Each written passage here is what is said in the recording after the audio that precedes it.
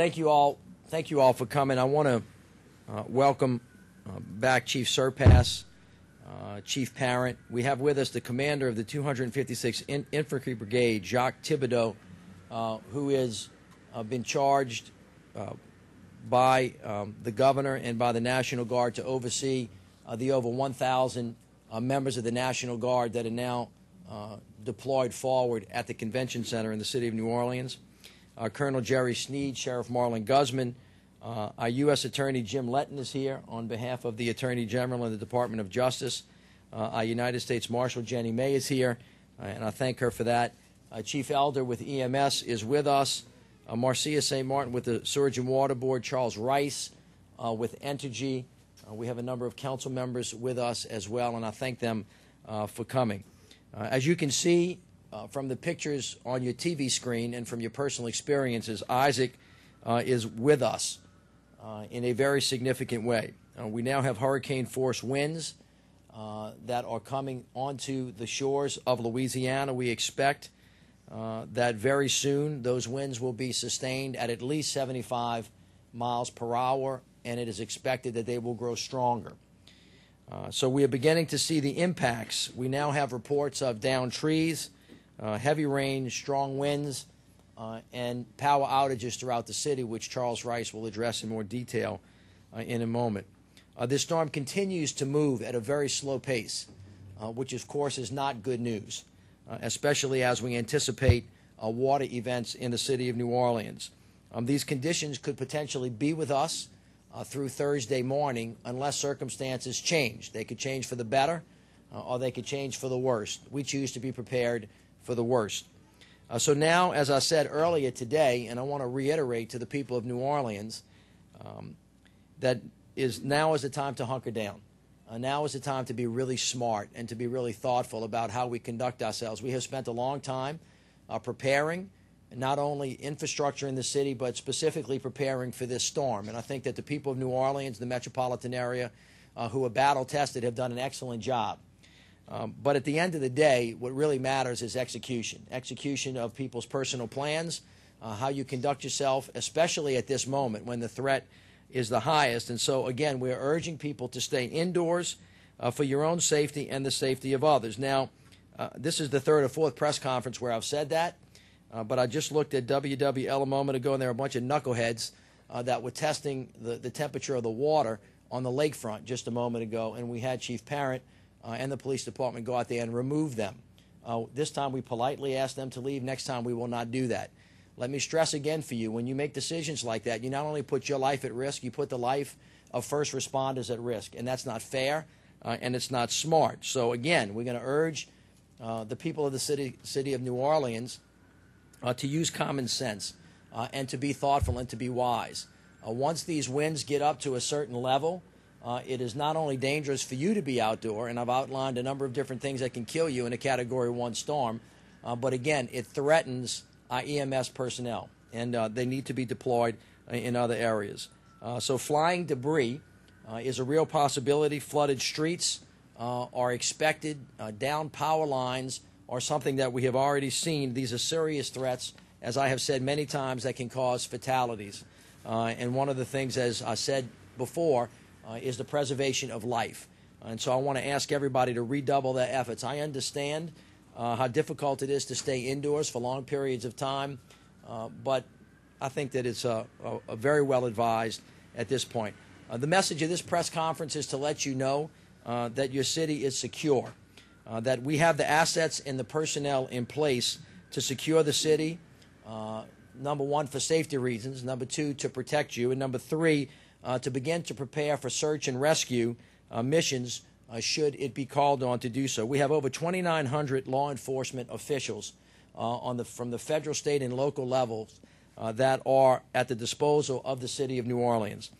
There are 68 boats, 57 vehicles from the National Guard, 9 Zodiac boats. There are 1,000 National Guardsmen in the city as we speak.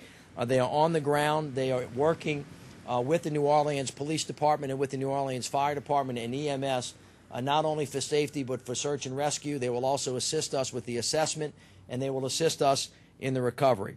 The New Orleans Police Department is all hands on deck with 100% of their officers working to secure the city on 12-hour shifts. The New Orleans Fire Department is at the same strength. Emergency Medical Services is at the same strength. We also, as I said, have assets from the U.S. Marshal's Office, from the U.S. Attorney's Office.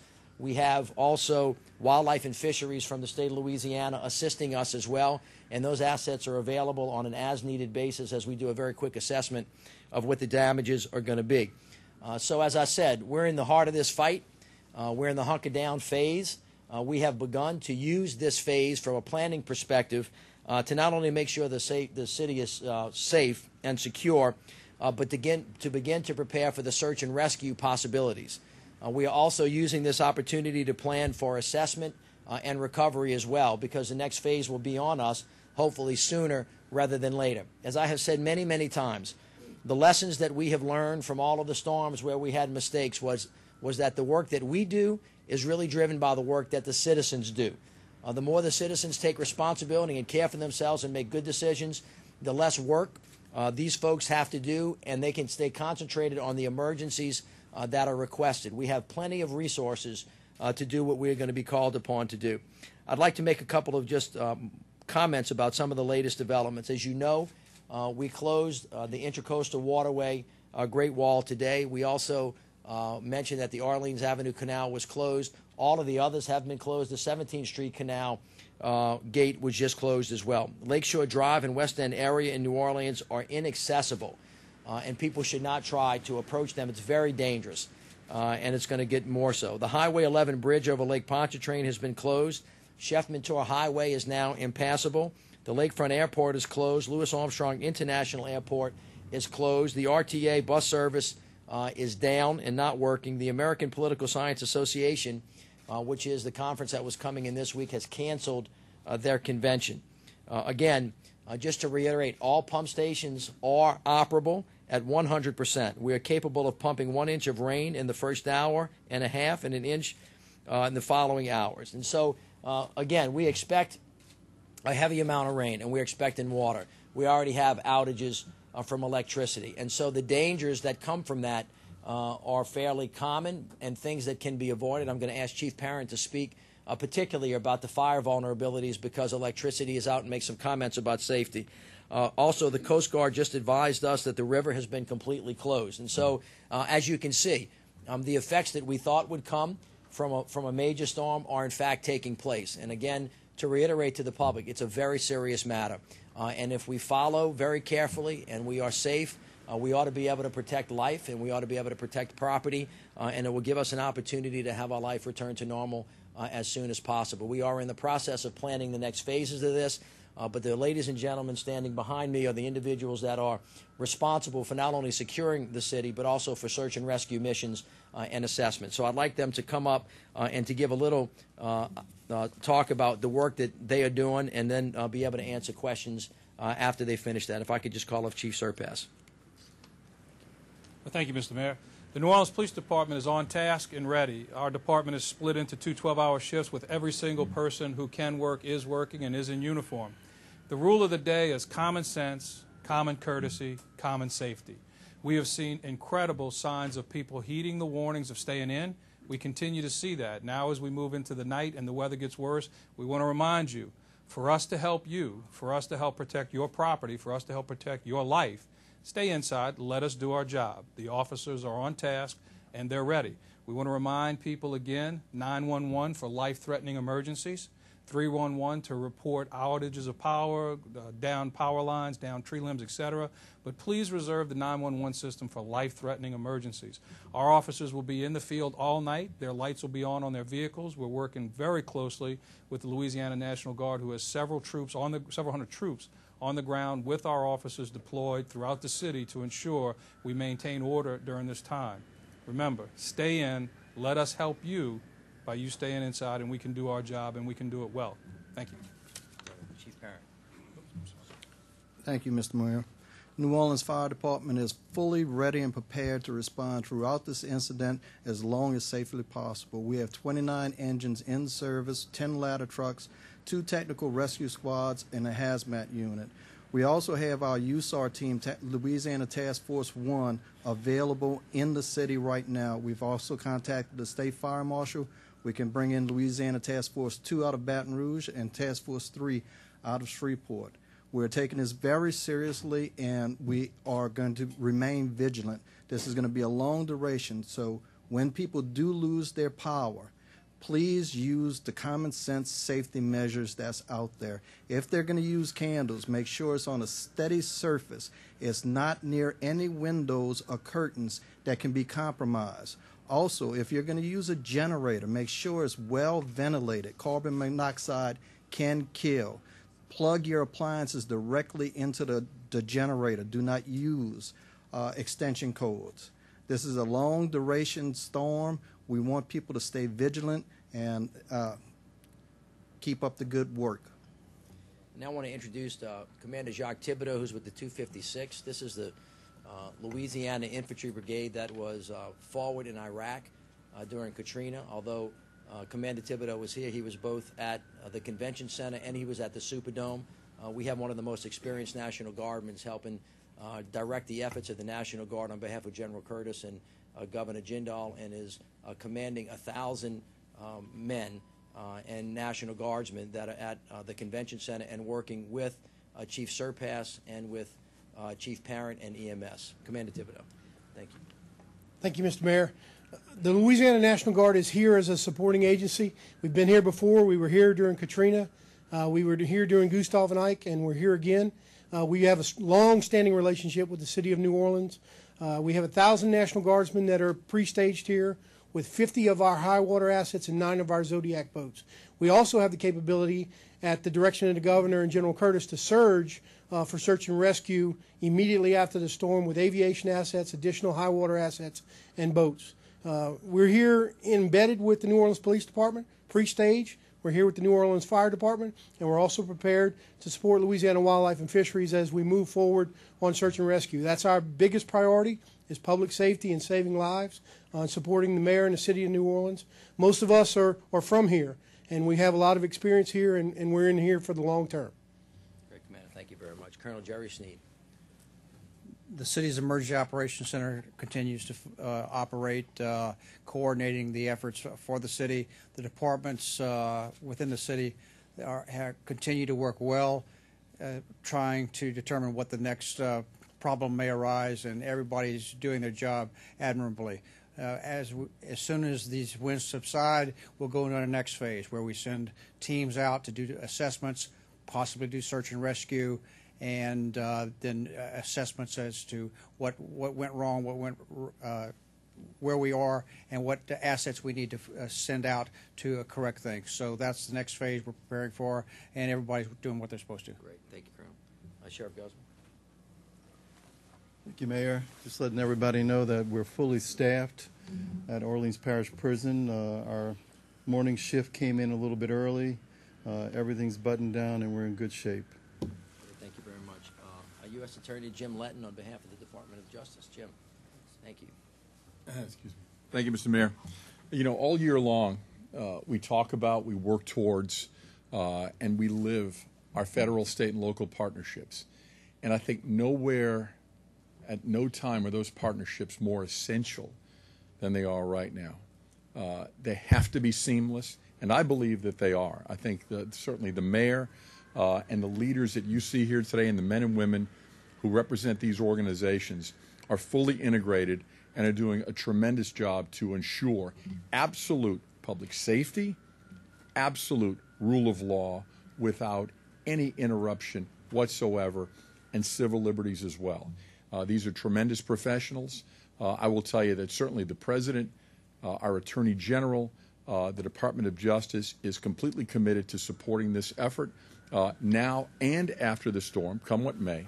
And I have the great honor of briefing the Attorney General periodically on this process. And it's just an honor to be here with these wonderful professionals. We're going to get through this just fine. Jim, thank you very much. United States Marshal Jeannie May.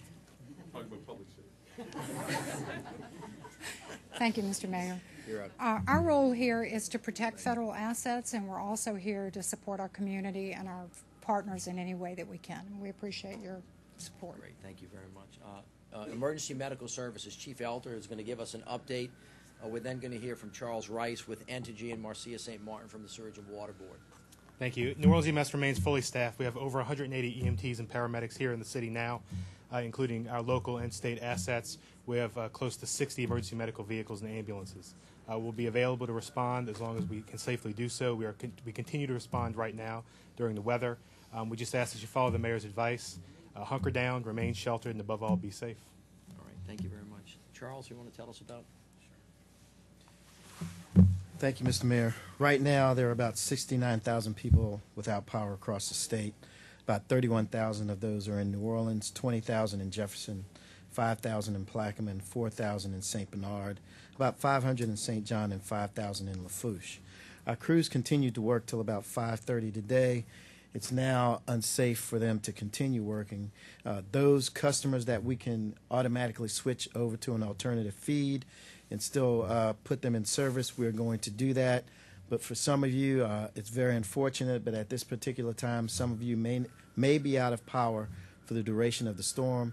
Once again, once the winds die down to about 30 miles an hour, we will begin to restore service.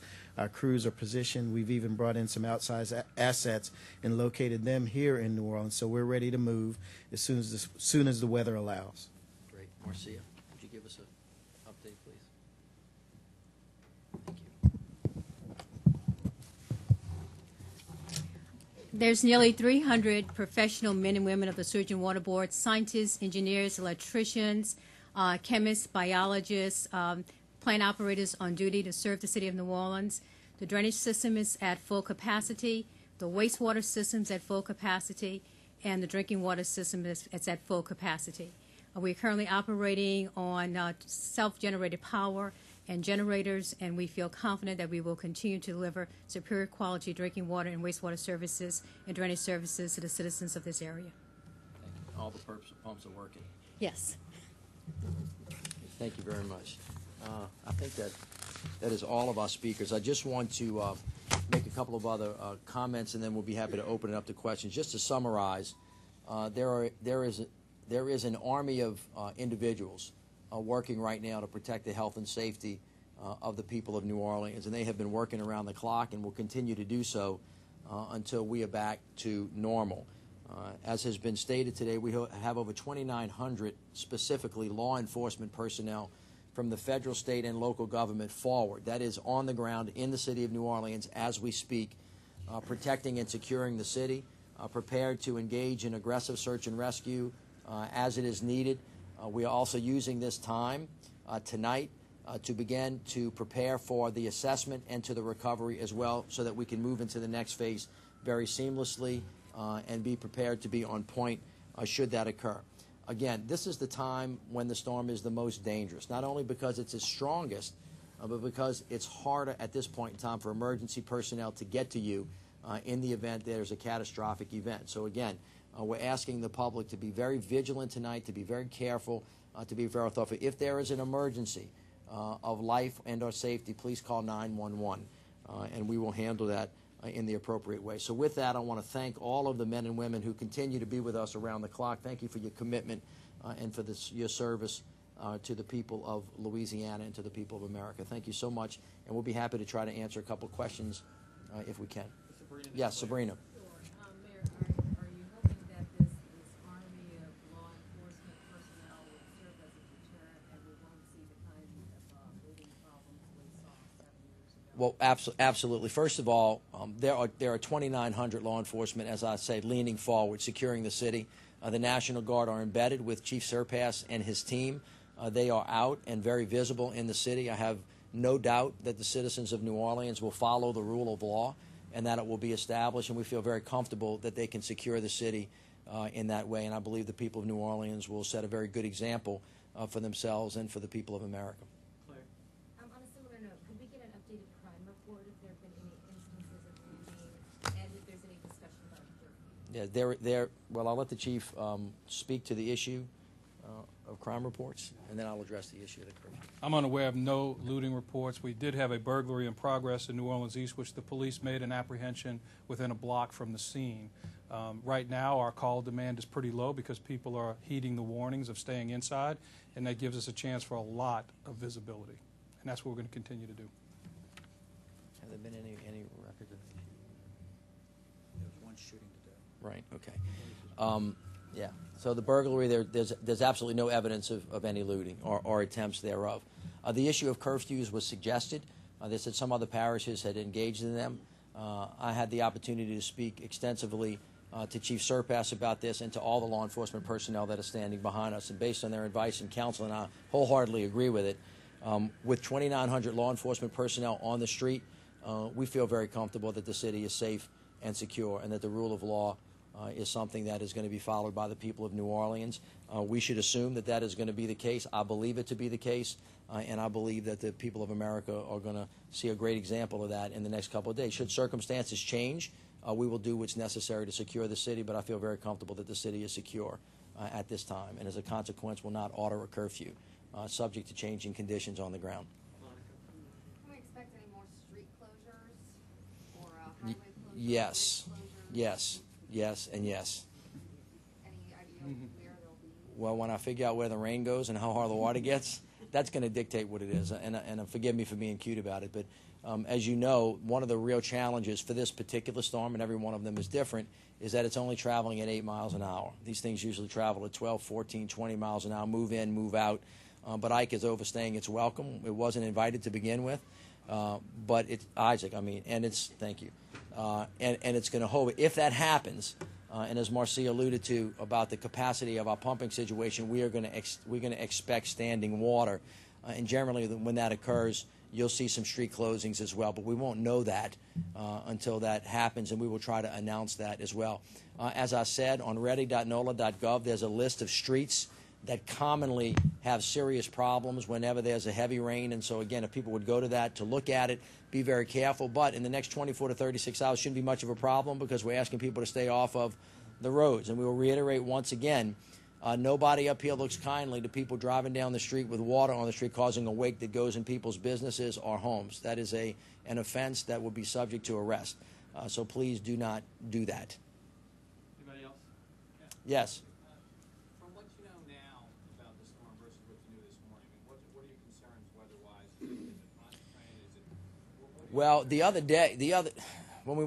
one of the things that is concerning about this storm is most of its major activity is occurring at night, which makes it a little bit more difficult to respond to, at least from the public's perspective. So the other night we all went to bed, and this storm was in the Gulf and had not yet formed into a hurricane. If we had guessed what it was going to do, we would have, guessed that it was going to speed up, that it was going to get bigger as a result of the heat from the Gulf, and it was going to morph into a 2 or a 3. Of course, that did not happen for a lot of different reasons, which I'm not going to pretend to understand. It actually slowed down as well. And so the thing that concerns us about this storm is the fact that it's going so slowly, and that it could hover over the city for a long period of time. If it does that and it dumps a large amount of water on the city at a time, we expect interior flooding. That could be, really problematic. On top of that, I think Charles Rice has indicated to us already, we have 31,000 homes that are without electricity. One of the things that always troubles us is the length of those power outages because of the difficulties that cause and the hazards. So those are the two things that we're most concerned about at the moment. Thirdly, if the water stands for a long period of time and there is substantial flooding, that could get us into issues of search and rescue, which then is, critical because we have to get folks safe and we also have to protect our emergency medical personnel. So we're concerned about those three things. We're very well prepared for all of them. Most of them we can't prevent, but we can certainly get there fast, and I think we're prepared to do that, but it always causes a little bit more danger, and at this particular point in time, that is what we know. Circumstances could change overnight. As I said earlier, the storm has been problematic because most of its tough stuff has happened in the middle of the night, and of course that's going to happen again tonight. They're not expected to hit hurricane 75-mile-an-hour winds that are consistent until about 1 a.m. this morning, and they're expected to stay that way until about 8, maybe 8 or 9 tomorrow morning, subject to change. It could be longer or it could be shorter. So that causes us a little concern as well, because perhaps we're not as able to react as quickly if we have to get notifications to the public because we expect that most people are going to be sleeping. Last question from Rich. Yeah. Any evidence of canals overtopping or property or There is no evidence of any overtopping whatsoever. We expect that the levees are going to hold. We have full confidence in the $10 billion of repairs that have been done to the 320 miles of levees. I thought you all saw evidence today of the gate closings. That is, fairly significant.